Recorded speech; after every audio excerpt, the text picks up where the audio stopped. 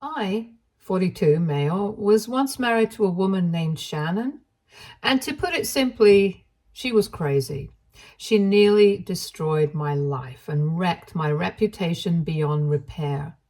When I met her for the first time, my younger, more naive self thought Shannon was everything I ever wanted in a partner.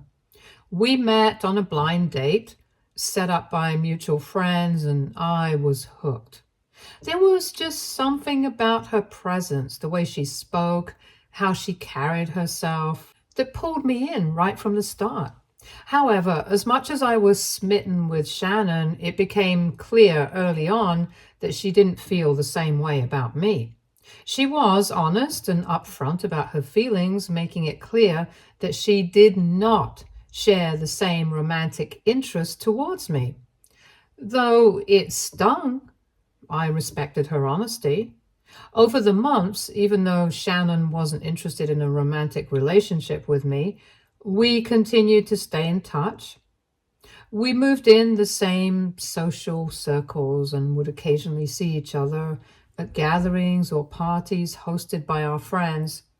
During these times, I made a conscious effort to keep things friendly between us. I treated her as I would any other acquaintance, always polite, always respectful, but never wanting to make her feel uncomfortable or pressured.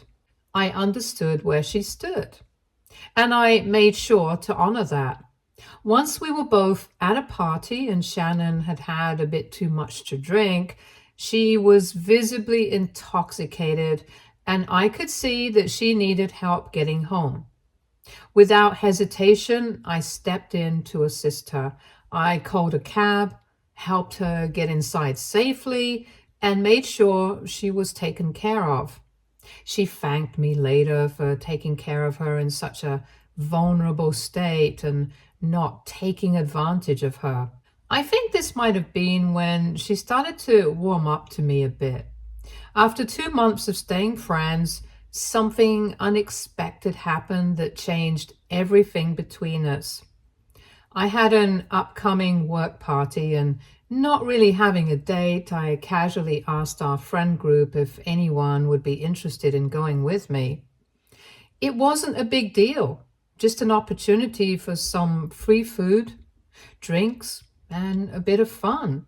I didn't want to be without a date for the evenings, since most of my coworkers were either married or had a partner.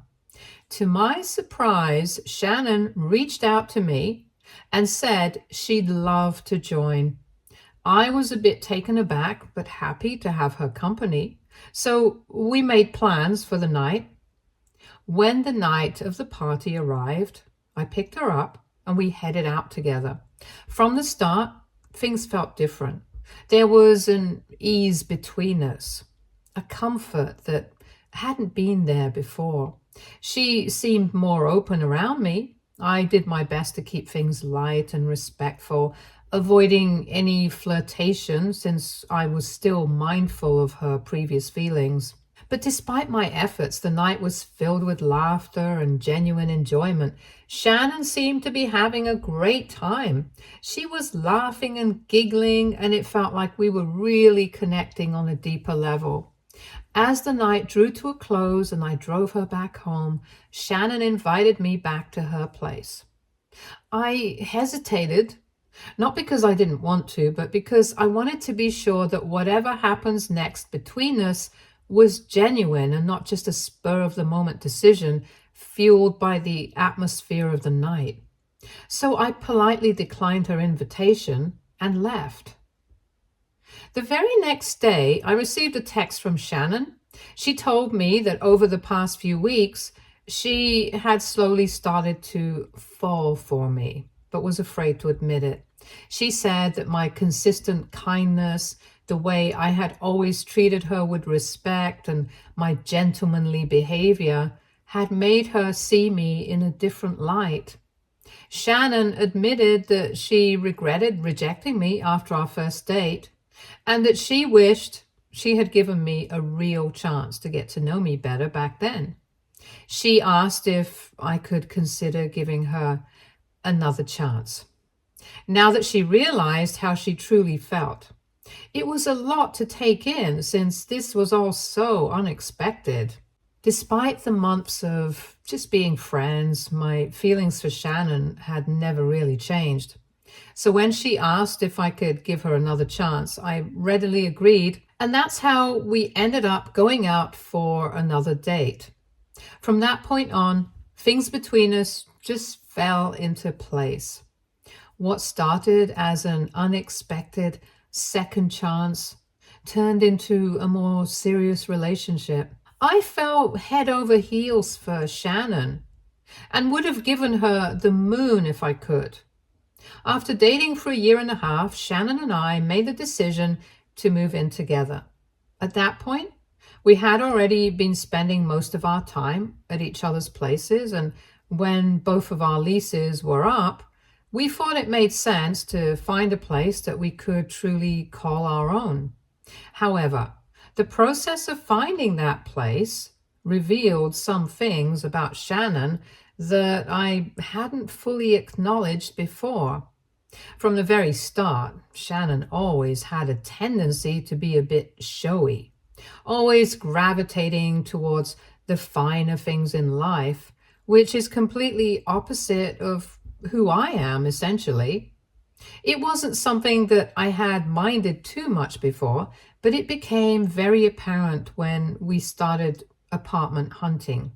She had her heart set on high-end places, luxurious apartments, only that were honestly out of her budget. When I pointed this out to her, she argued how she expected me to cover 70% of the rent because I had a higher paying job anyways. Looking back now, I realized this should have been the first red flag for me, a sign that our financial expectations and priorities did not align. But at the time, I was deeply in love with Shannon and I wanted to make her happy, so I didn't push back. Once we found an apartment and finally moved in together, another issue surfaced. Shannon was very particular about how she wanted our new place to look. When I started bringing over my furniture, she immediately dismissed most of it, calling it tacky and cheap, and asked me to just throw them out. I do admit my furniture was more on the traditional vintage side, pieces I had collected over the years and had grown attached to. Shannon was insistent, and the more we discussed it, the more I realized that she wasn't going to compromise easily. In the end, I gave in just to keep the peace.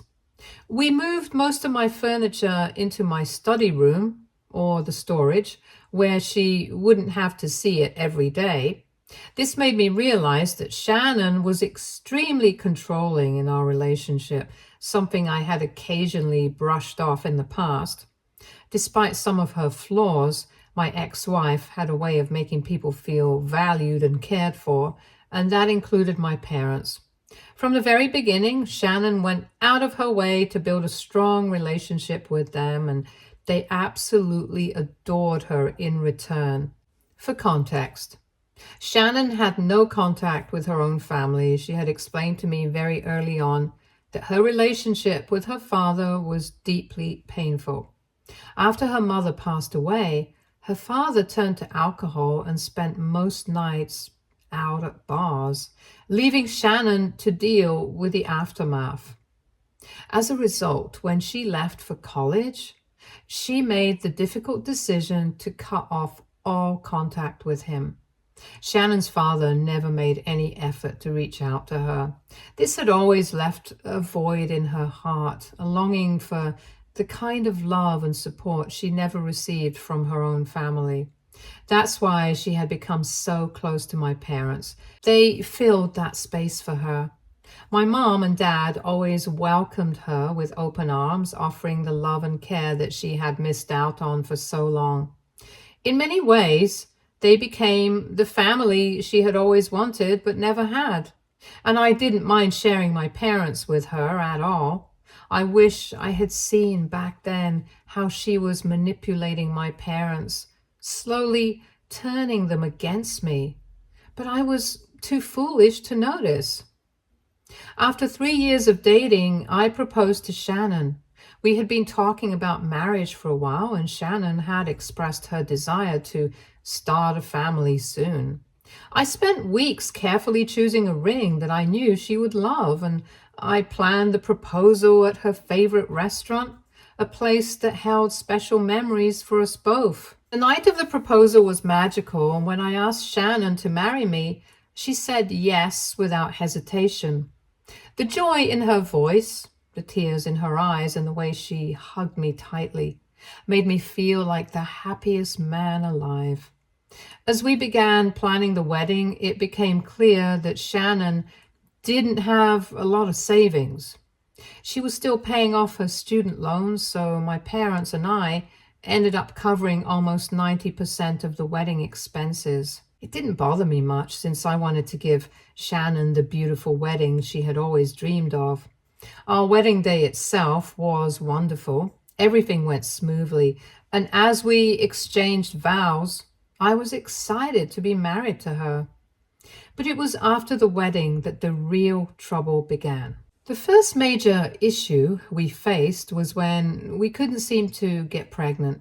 We tried for months, hoping each time that we would finally see that positive result, but it never came.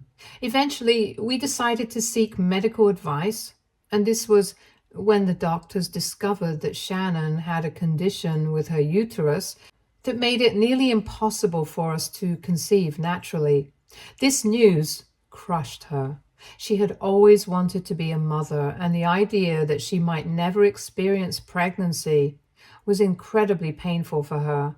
As a result, Shannon fell into a deep depression after the diagnosis.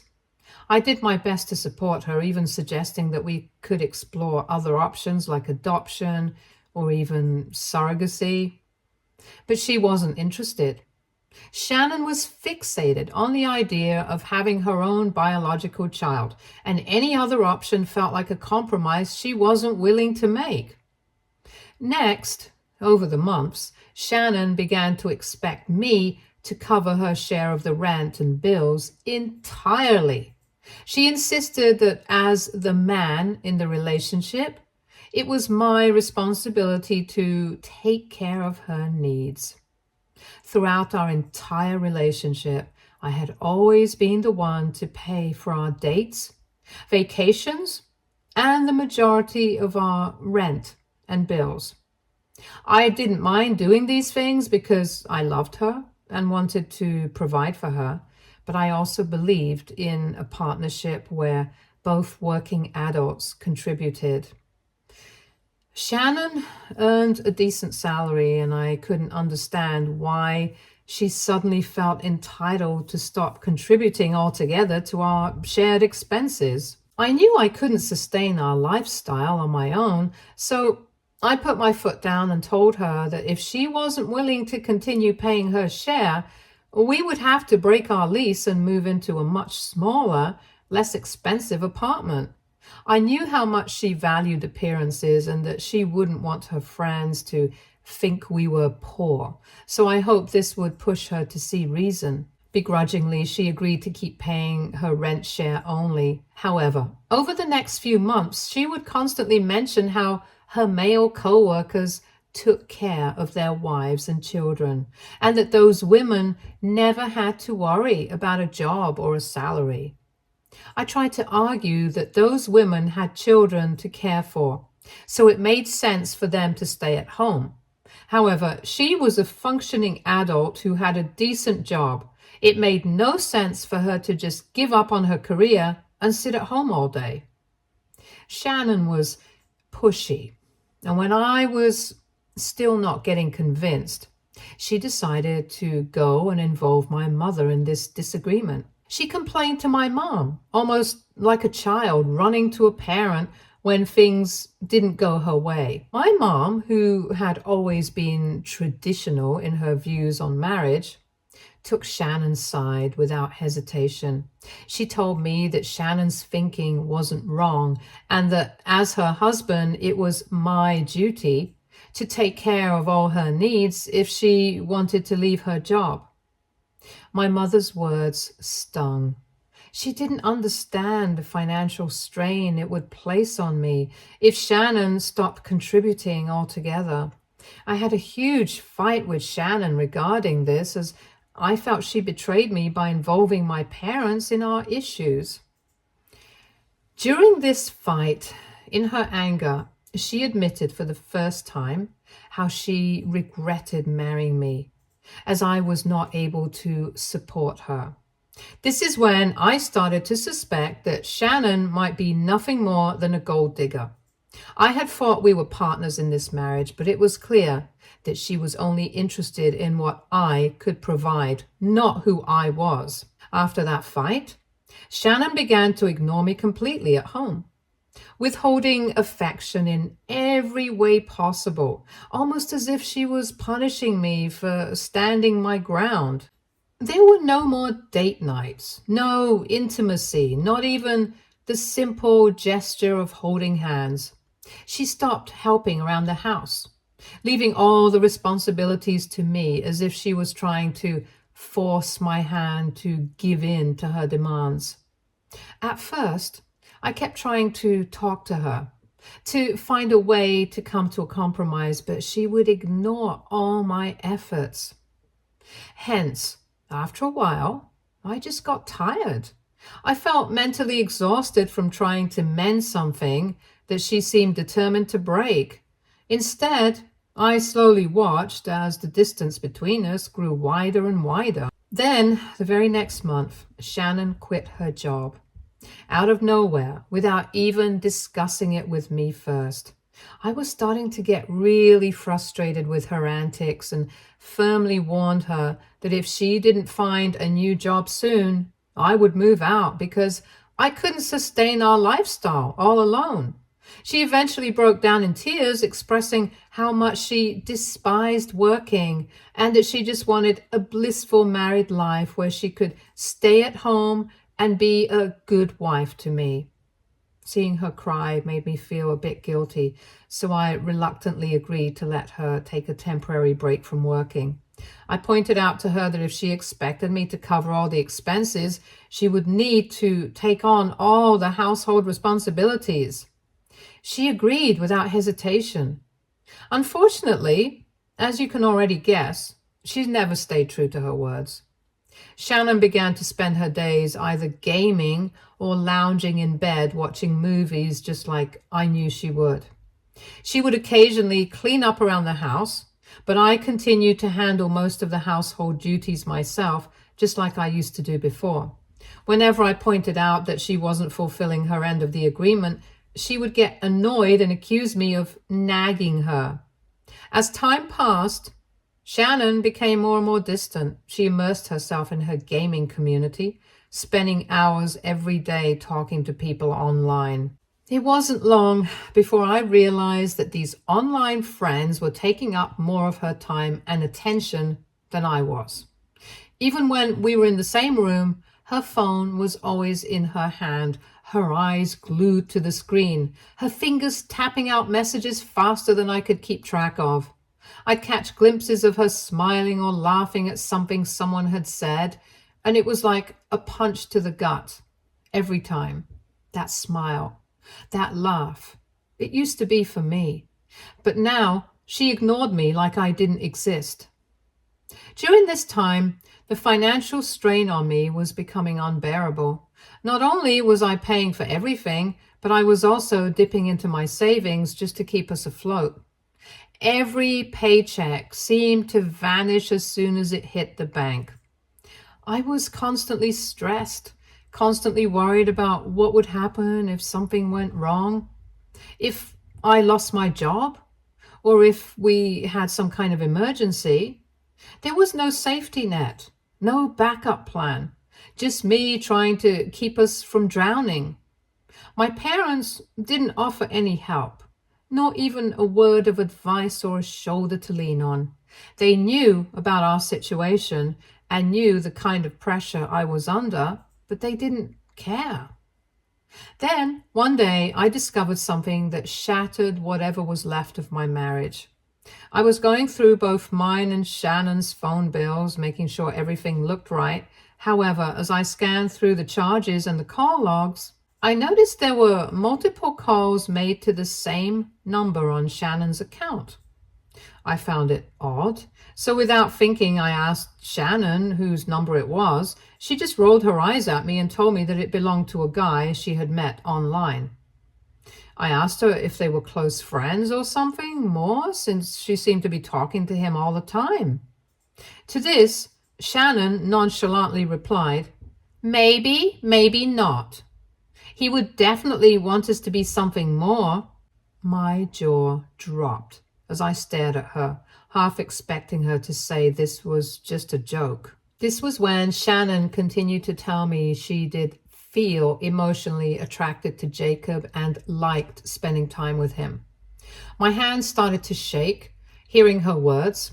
I grabbed her phone and scrolled through her messages just to see for myself if this was really true. What I saw made me sick to my stomach.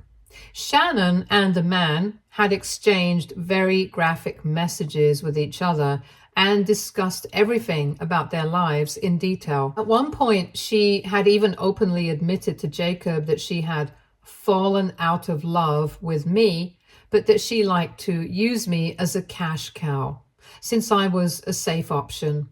She boasted about how she was living a comfortable life at home without ever having to lift a single finger for the past few months. Jacob, in turn, had called me a foolish, nerdy guy who deserved to serve her. The sheer audacity of their conversation left me stunned. I quickly took photos of their messages as I couldn't believe what I was reading. Shannon looked at me like she just didn't care. I realized then that our marriage was over.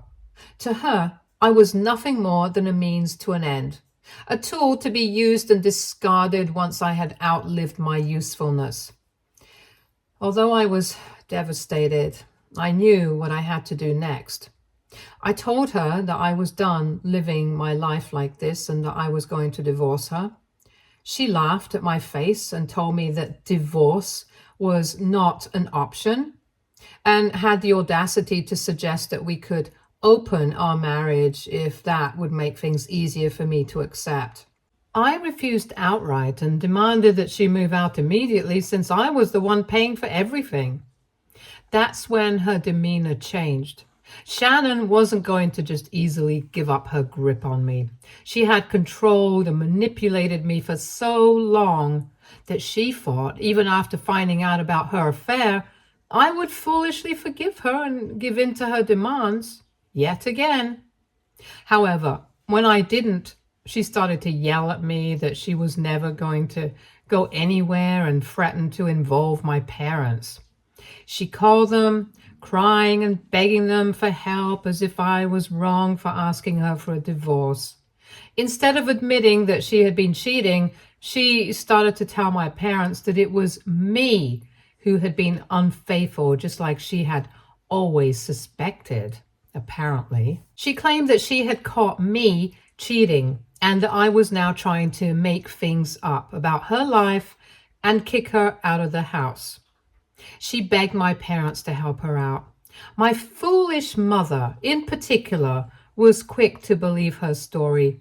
She called me in tears, furious, accusing me of breaking my vows and betraying my poor wife, who had been nothing but kind to me and my family.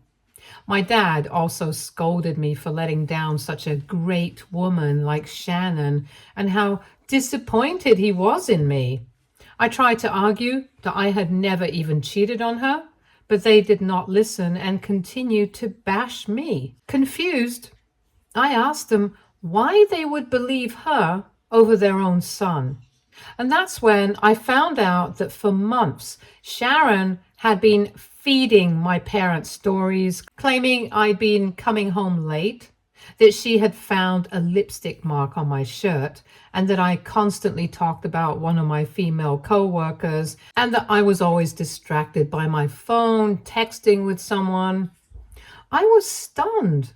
by how far Shannon had gone, laying the groundwork for months to create this narrative. She had clearly planned ahead, knowing I would eventually discover her affair, and wanted my parents to take her side and isolate me. No matter how much I tried to explain to my parents I had been nothing but loyal, that Shannon was the one who had manipulated them and the entire situation, they refused to listen. I even sent them the proof I had of Shannon cheating on me, but my mom insisted that I was probably making all this up to cover my tracks, just like Shannon had warned them, while my dad blamed me for failing as a husband in my marriage. In their eyes, Shannon was the victim, and I was the villain no matter what. They just couldn't comprehend the idea that a woman, especially one like Shannon, could ever be unfaithful. Long story short, despite all of Shannon's manipulations and the chaos she caused, we did end up getting divorced. The process wasn't easy. Shannon fought me every step of the way, trying to twist the situation to her advantage, but thankfully, I had a solid lawyer who managed to gather all the evidence of her infidelity and present it in court. The judge saw the truth, and because of that, I didn't have to pay her a single cent in alimony. But even with the divorce finalized, the damage my ex-wife had caused in my life was far from over. Despite the fact that the court had acknowledged Shannon's affair, and it was crystal clear Shannon had been the one to betray our marriage, my parents still clung to her version of the events. It was like they were living in a completely different reality. They started to insist after the divorce that I must have done something to push Shannon into the arms of another man, and that there had to be more to the story. As a result, my relationship with my parents suffered. We grew further and further apart. Every conversation with them turned into an argument. Every family gathering was a reminder that they didn't believe in me. They basically shunned me out of the family, and I felt incredibly isolated after the divorce. Throughout all of this, Shannon continued to stay in touch with my parents even after our divorce was finalized. That vile woman continued to use my parents to keep a foothold in my life. Just 3 months after our divorce, Shannon had no hesitation in announcing her engagement and upcoming wedding to the same man she had cheated on me with. I was floored by how cruel she could be.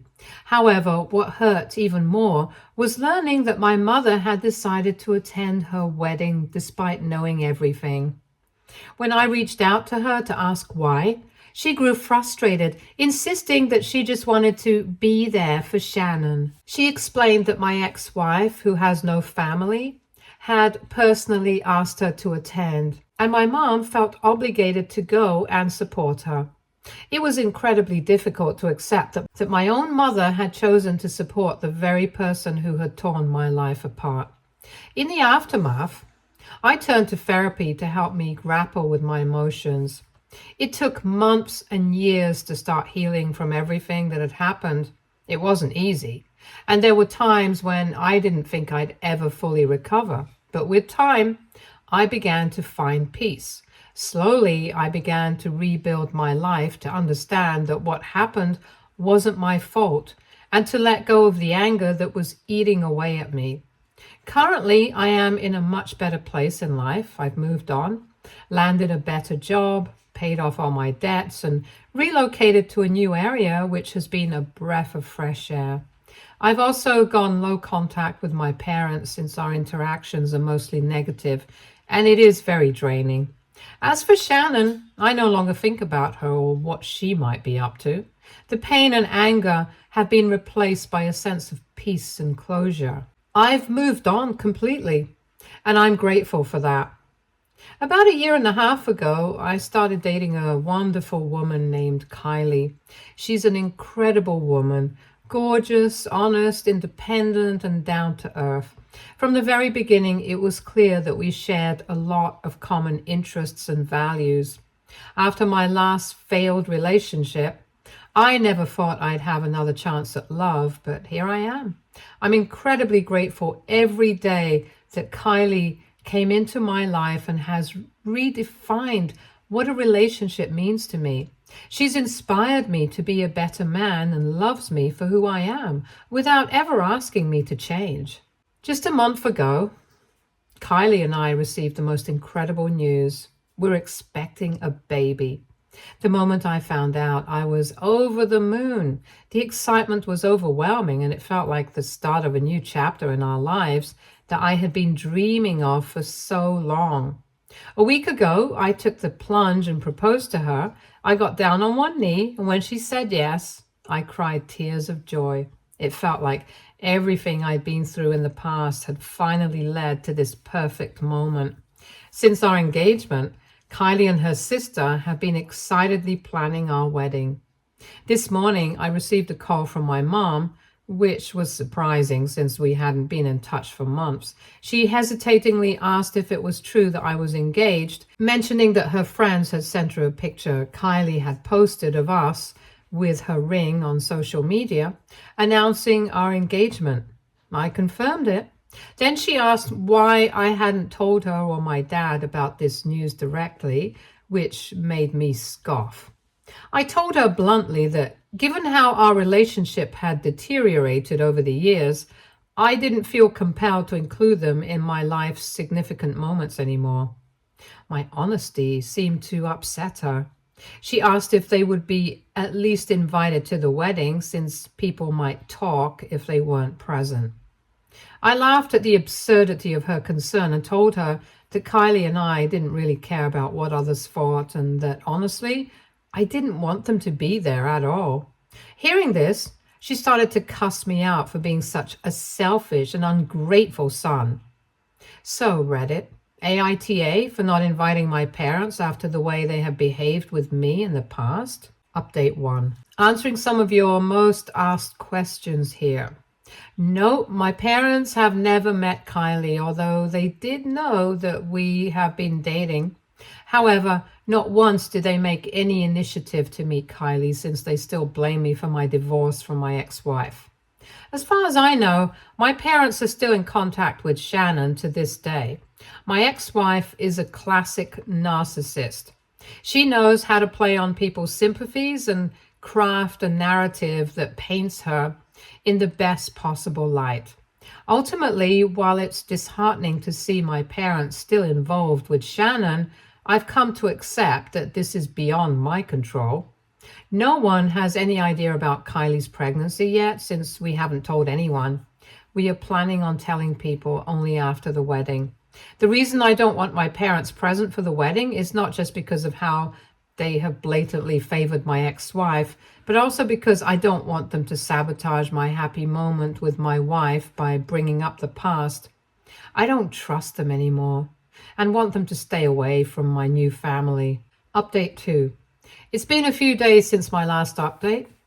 Today, Kylie showed me a message she received on social media from my mother. Turns out my mom reached out to her and accused Kylie of alienating me from the rest of the family. In the message, she had written that Kylie doesn't deserve to be my wife because wives are supposed to bond families together, not break them apart. She also wrote how Shannon was always so close to her and Dad after she came into my life, but Kylie has done the opposite and has even refused to ask for their blessings. I was furious when I saw the message. I called my mom immediately and asked her to stay out of my life. I reminded her that I was sick and tired of them always bringing up my ex-wife when she was nothing but a huge mistake. I told her how crazy she and Dad were to have continued to support an outsider over their own son even after everything. My mom argued that she couldn't help but always see Shannon as her own daughter, and that she missed who I used to be before my divorce with Shannon. I pointed out to her that I used to be a foolish man in love, which is why I was taken advantage of by that wicked woman, and I was glad I was no longer that same person. My mom then went on to say that if I was really determined to marry Kylie, despite how much they disliked her, She and Dad could consider giving us their blessings, but only if we invited them to our wedding first. I scoffed and told her I was done trying to explain myself over and over, and made it clear that from this day forward, I would be cutting both her and Dad out of my life permanently. I firmly informed her that she can continue to consider Shannon as her daughter for as long as she lives, because I am no longer their son.